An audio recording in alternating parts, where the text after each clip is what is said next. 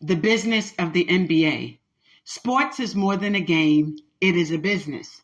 So when individuals began having conversations about the recent contract of Nic Claxton of the Brooklyn Nets at $25 million per year, or the fact that Rudy Gobert missed a game against the Denver Nuggets due to the birth of a newborn child, or the recent conversations surrounding the NBA's media deal with Amazon and the proposed multi-billion-dollar deal with NBC, people forget that sports is more than a game.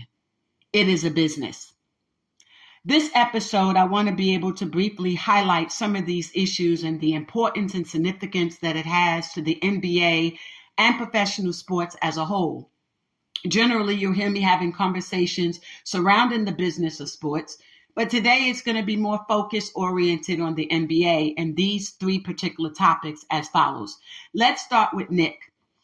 Nic recently signed a $25 million per year agreement with the Brooklyn Nets that has a lot of people on social media and others questioning why. Many people believe that he is being quote unquote overpaid, that he is undeserving of such a salary. But I think when people do not understand respectfully that sports is more than a game, it is a business, and the business of sports is about profit, but also profit sharing.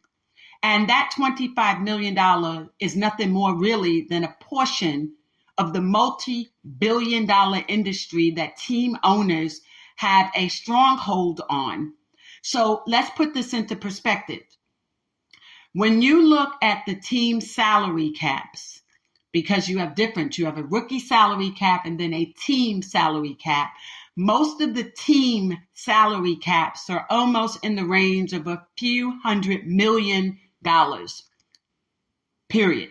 When you look at contracts that have been paid out to athletes like Trae Young, the Atlanta Hawks, I think somewhere around the range of 200 plus million. You look at Anthony Davis's income, his salary negotiated through the Los Angeles Lakers and also that of LeBron's, etc.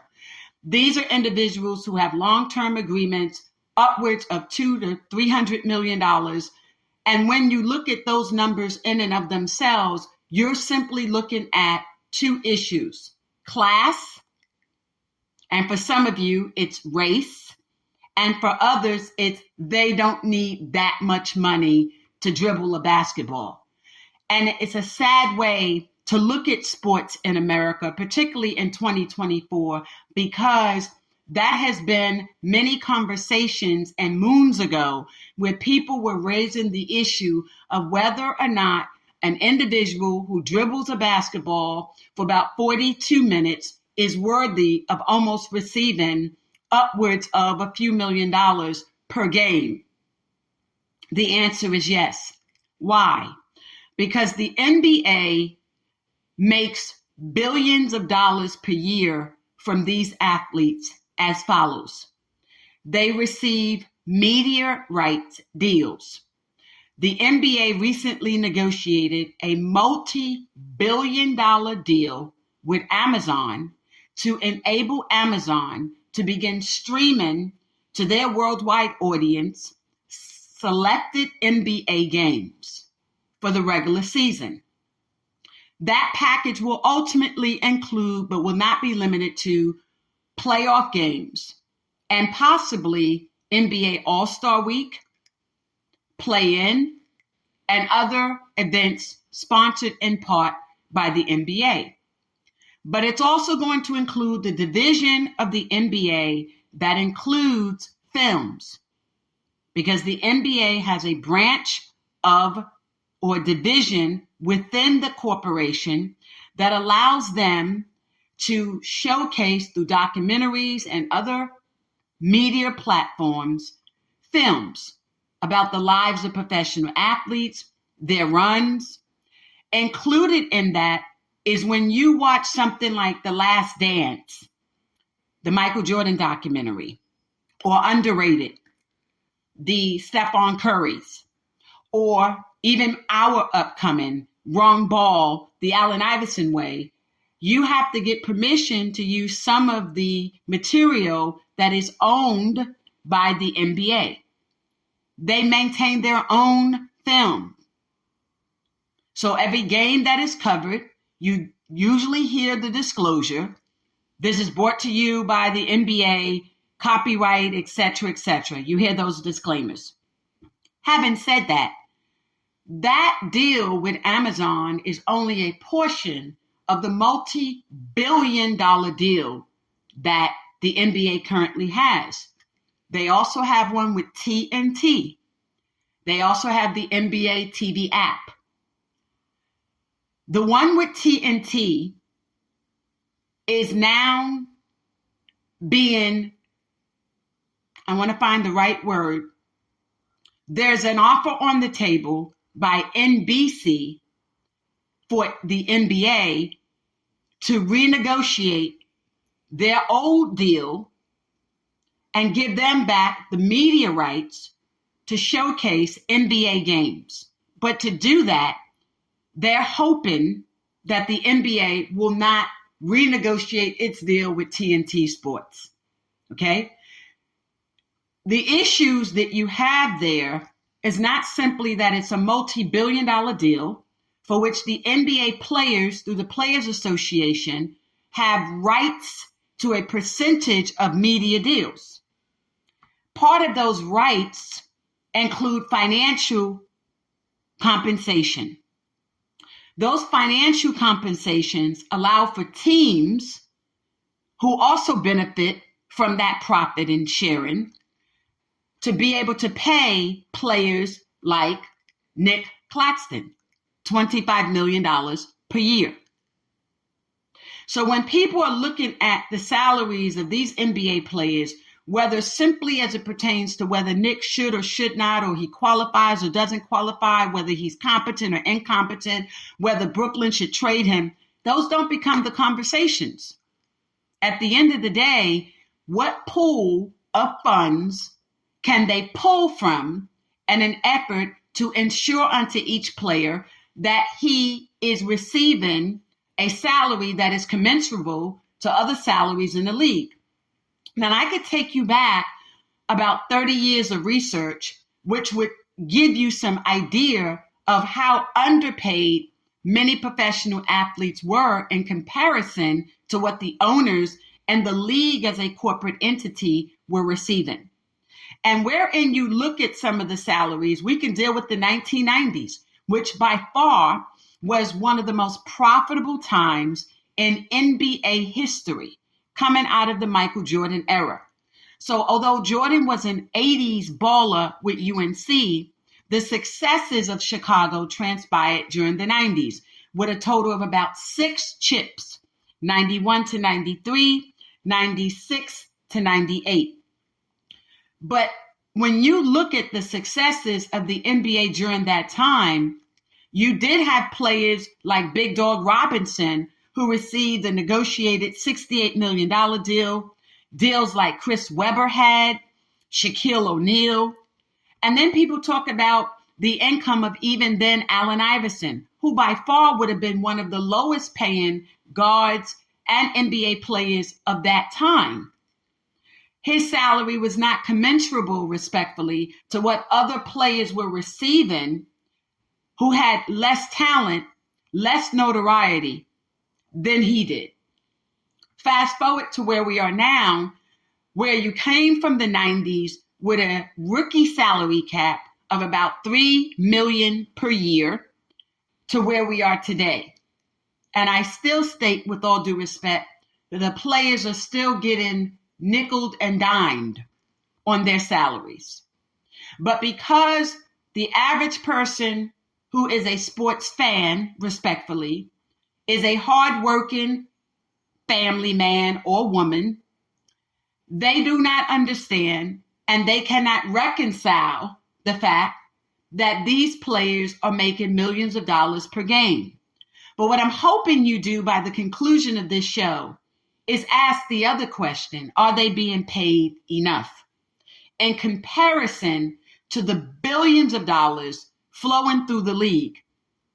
So now, Before I address the prospective NBC deal, wherein the NBA will be on NBC, when you look just at those two deals as multi-billion-dollar deals, Amazon's deal, the NBA app, plus NBC's proposed deal and or that of TNT, just looking through the lens of those billions of dollars, that does not include advertising dollars that are paid and are also the benefit of NBA. It does not include and is not limited to the sponsorship of a lot of these games as well. When you look to see what footwear some of these athletes are wearing and the profit that it draws to the teams, to the league, and then to the player, to the team, the leagues, and then to the player, you again begin to assess numbers like this. According to the 2022 valuation of Nike, it was $51.22 billion. When you look at the profit that it drew from that, that's it. So, but when you add their expenses, they had spent about $11 billion that year on salaries for NBA, collegiate NIL deals, as well as, and not limited to, the NFL. A portion of the $11 billion was strictly for NBA players. LeBron James, Kyrie Irving, John Morant, so on and so forth. When you look at those incomes, but you look at what Nike earnings were that year, it is clear that Nike walked away with a valuation of 51.22. Now, there's a difference. I'm not talking about stock valuation and assessments. I'm talking about the value, their profit, their bottom line was believed to have been, as documented, at $51.22 billion. There's a difference between a stock valuation, what you believe a company is and is not. We're not looking at it through a lens of an IPO, an initial, offering. We're not looking at it through that. We're looking at exactly what the numbers are. We call it the balance sheet, okay? That's what their numbers are. That may include a small amount for what they call goodwill, where corporations can actually state that they believe that maybe 3% of this money or this dollar amount is predicated upon goodwill, what our reputation may be worth. That's not what we're talking about here. We're talking about dollars and cents, okay? So for decades, we have been hearing over and over again in this country, anyone who follows sports through the business of sports, why professional athletes should not receive a certain amount of money. And I don't choose to inject race and class every conversation that we have. But let's be honest here. The conversation about how much athletes were receiving did not really become a conversation to have until Black athletes began making the money. We saw this coming out of the Michael Jordan era. We saw this in that generation, which was one of the reasons why there was such a fight, if you will, or push under former commissioner David Stern for them to regulate the salaries of these young Black athletes with a rookie salary cap. And they got a lot of pushback from agents like the David Folks, who were the super agents of those days. Today, you have other agents who are still with the same mentality. They're in it not because they love so much the game, but because sports is a game, it's a business. And for them, the business is the profit. And we get it. And they want it to be individuals who can profit share with the commensurable incomes that these ballers were receiving.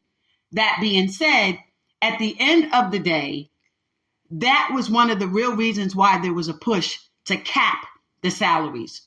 No one was thinking about how much money the owners were making. No one was concerned with how much money the league was making. The emphasis was you're taking these Black boys at the time out of these urban communities and you're paying them all of this money. In comparison, people then begin to look at what the fan base income was. What is the median or average income of the fans who were actually buying tickets and purchasing them. But no one was asking about the corporate seats that were being purchased by corporations or their ability to write this off for taxes for entertaining clients and the like. No one was asking the question about the tax incentives that were afforded to the leagues and or the owners. The sole emphasis was always on what are we paying these actual athletes? And that becomes a sad day in America when we're still having these conversations. And respectfully, they're not through the lens of whether or not this person should receive this money when compared to and evaluated against what the owners and the league is making, rather that this one individual or more should not receive it. So when you begin to ask the question why they shouldn't, they simply state that is too much money. But too much money for who? And why is it too much money? A lot of times, again, it is because they're looking at the wealth accumulation of young Black athletes in America. We were not hearing this conversation when the NBA was predominantly white. We were not hearing these conversations when quarterbacks were predominantly white. We were not hearing these conversations when your pitchers were predominantly white. We weren't, because they were considered the brainchild of the teams. That's why they were predominantly white. They were considered the thinkers, the motivators. Today, there's a difference in sports straight across with respect to what the guards are being paid, with regard to what the centers are being paid, etc. But I ask every one of you who are questioning Nic's salary to do your homework respectfully. And that includes, but is not limited to, look at what the team salary cap is. Look at what the team is paying other athletes. Look at what the owners receive as a profit from the team, because there's a difference between the team salary cap and the owner's profit from owning a team. Okay? I also want you to look at how the multi-billion-dollar media deals are distributed through collective bargaining agreements to the players. Then I want you to take into consideration some of the other things that include, but are not limited to, the following. What are the gate receipts for the game? Well, what are gate receipts? The tickets. What are they charging for tickets for the games?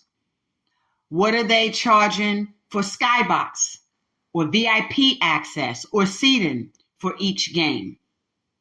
And how through collective bargaining is that percentage distributed to the players to be able to be added to the monies that owners can pay them? And then I want you to look at another big factor, merchandising. What is the percentage through collective bargaining agreement of what the players are entitled to from merchandising? Merchandising include, but is not limited to, jerseys, hats, banners, etc., that each team and or individual players are able to sell collectively. And then the funds are distributed not to individual players, but through the collective bargaining agreements with the Players Association, which is why the unions are necessary.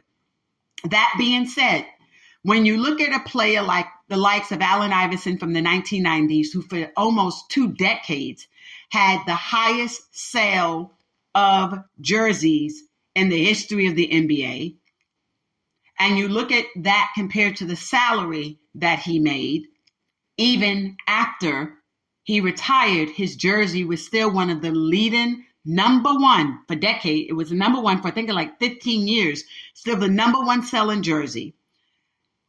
When you look at how much they make from that, now Wemby from San Antonio, rookie, but his was the number 4 this year. For the 23-24 year, his jersey ranked number 4. Okay, for San Antonio. Why is that important? All of these become part of the calculations for what teams are able to pay to their players. Sports is more than a game, it's a business. So When you add up what it costs for 30 teams to have gate sales, to include but not be limited to exhibition games, regular season games, postseason games, playoff series, and finals, and then media rights, merchandising, advertising, and sponsorship. Please do your homework before you take those numbers and then try to argue that a player in the NBA is overpaid.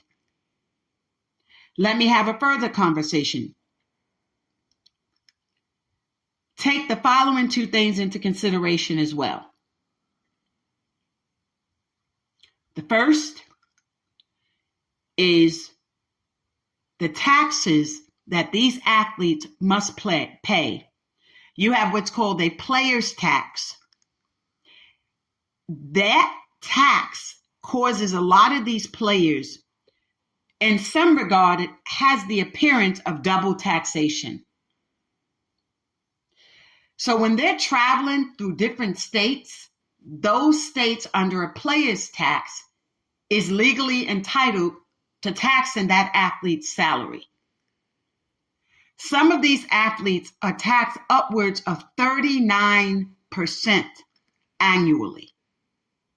So when you look at how they are taxed and how they are paid and their takeaway, you will come to the knowledge that these athletes are actually being underpaid. And I hope that gives you some insight for the purpose of this show. Let me move on to another conversation I want to have. The NBA on NBC. Why do I support that deal unequivocally? Many of you may or may not be aware of the American Connectivity Plan, which is a program that was in place. And the ACP, as it's also called, allowed for middle, rural, and urban corridors throughout this country where families suffer financially to have access to the internet as well as telephone. And it pays for many of these families to have access to cellular phones as well. It became very popular and a necessity for many families during COVID because children were not able to get to school. And so for a lot of areas in rural and middle America and even urban corridors especially too, they had to actually have buses set up around certain communities with Wi-Fi to ensure that these families would have access to be able to engage their children in basic studies that were available to many students online to keep them up to date. So with the ACP, Congress had to approve monies for these families. Congress has not reauthorized funding as of today, okay? So today being May 9th, Thursday, they have not. So with them not creating this environment for this type of access for these families to receive upwards of no more than $25 to $30 a month in a credit toward these phone services and streaming platforms, etc. A lot of these families don't have cable anymore. Many of us no longer see cable as a luxury. Cable is almost a necessity. Internet access is not a luxury. It is a necessity. To have access to the internet and cable and telephone is not a privilege. It is a necessity. It is almost a basic tenet, if you will. So wherein these families are not receiving the funding to have access to these platforms because Congress has not reauthorized the funding for it, many of these same children and families won't have access to programming like the NBA. So you won't be able to have access to Amazon, which is like a cable platform, an internet platform. You won't have access to streaming services like the NBA app either, or a host of others, be it Major League, NFL, etc. And so even something like the NC2A, families don't have access to that. And they haven't since effective midnight on March 31st. So for the last couple of weeks, these families have been denied this basic tenet.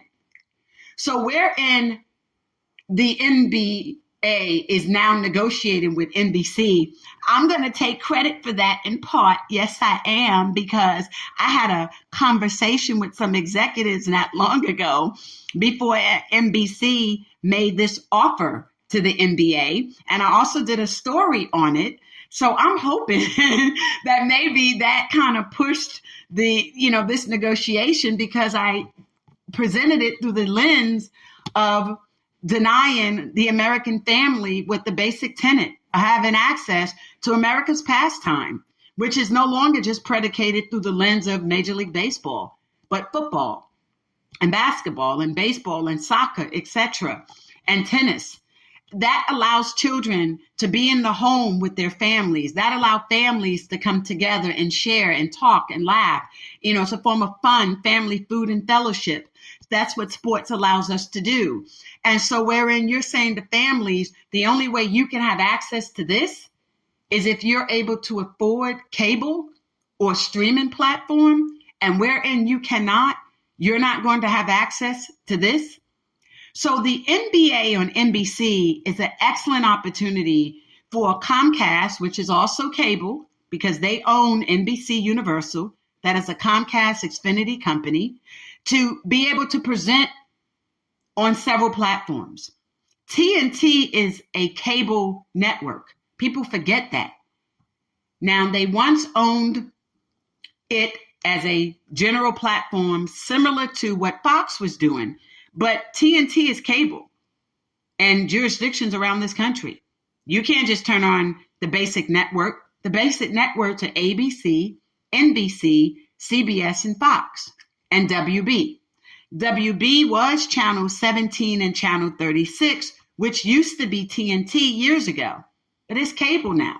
So in the absence of you having upwards for some households, $100+ now to have cable, and all of these private programs, streaming, apps, and the like, you don't have access to America's pastime, sports. And so wherein these apps like the NBA app and others are relying on multi-billion-dollar deals from liquor companies, alcohol beverages, which is something we never thought we would see highlighted in the NBA particularly, and sports betting, okay, and now cannabis and the like. And I'll state this as someone who has Hempology USA. I support cannabis in the form for medicinal purposes. And I'm going to leave it at that for now. Different show, different time. But there was a time where you never would have envisioned, the NBA particularly, taking devices that they know that have plagued the lives of many athletes and use that now as a way to support the game. And so we remember the days of Budweiser and Miller Lite for baseball, and every now and again you would see it during the NFL games. But now that is what is the controlling factor. Liquor, beer, okay, 1800 proof commercials with Carmelo Anthony and the like, Hennessy and the like, and all of these others sponsoring these NBA games, bringing in billions. You equally, but not limited to, have the same issue with betting. But yet the league came back and they made the decision to say it was a cardinal sin to bet against the game. But you're creating these environments. You're relying financially on these avenues and to support and promote basketball. And so NBA on NBC is a great opportunity to allow for basketball, America's pastime, to be returned into the homes of every American, and you don't need to pay for it. So that to me is a great opportunity. I hope the NBA takes it under consideration, if nothing else, but to think about it through the lens of what it would do for American families and allowing them to simply turn on the tube, if you will, to have access to it and not need cable, YouTube television, NBA apps, and all of these other download streaming devices to have access to that. Last but not least, I want to quickly talk about Rudy Gobert, and I want to talk about this. Should the NBA enact a playoff policy that prohibits athletes who have missed a great percentage of the game through injury in the regular season from playing during the playoffs?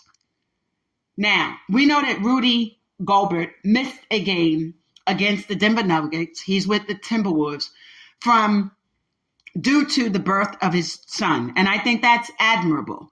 There are a lot of things that can go wrong during delivery. So where the likes of Gilbert Arenas makes a statement, he's a retired NBA baller, 11-time all-time, NBA All-Star.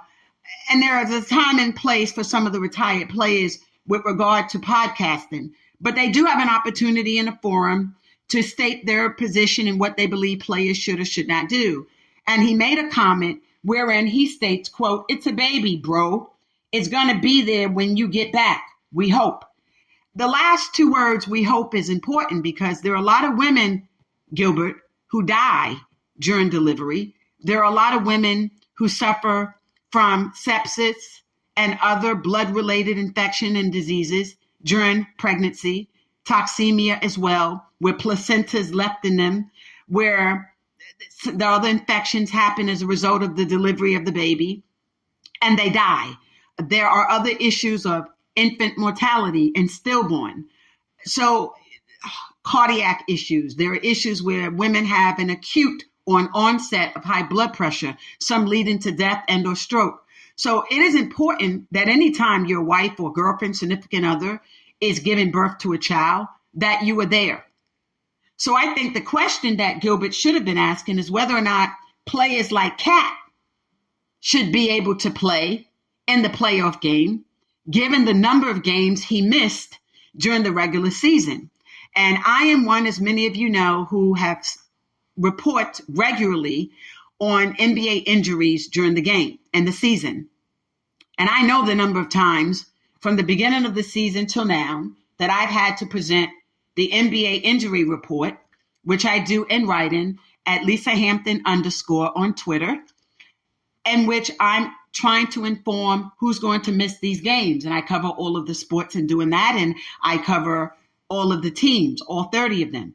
And I could tell you, Cat has missed a significant number of games during the regular season. So wherein the NBA has a policy in place that says someone like a Joel Embiid could only miss a certain percentage of games in an effort to still be considered MVP, and big ups, to Rudy Gobert, who is, Defensive Player of the Year.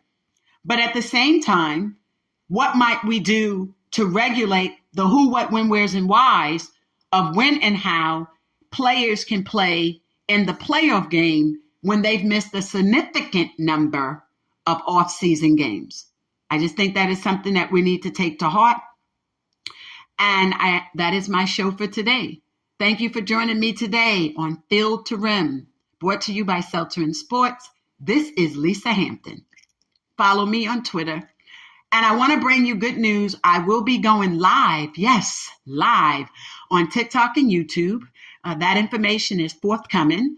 I recently also went so far to change how I'm hosting this show with respect to platforms and promotions and marketability.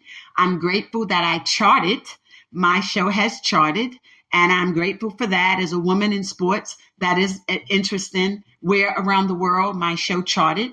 And thank you all for listening and continue to listen and continue to tune in to me on Mondays and Thursdays at 3:30 p.m. Eastern Standard Time. Thank you.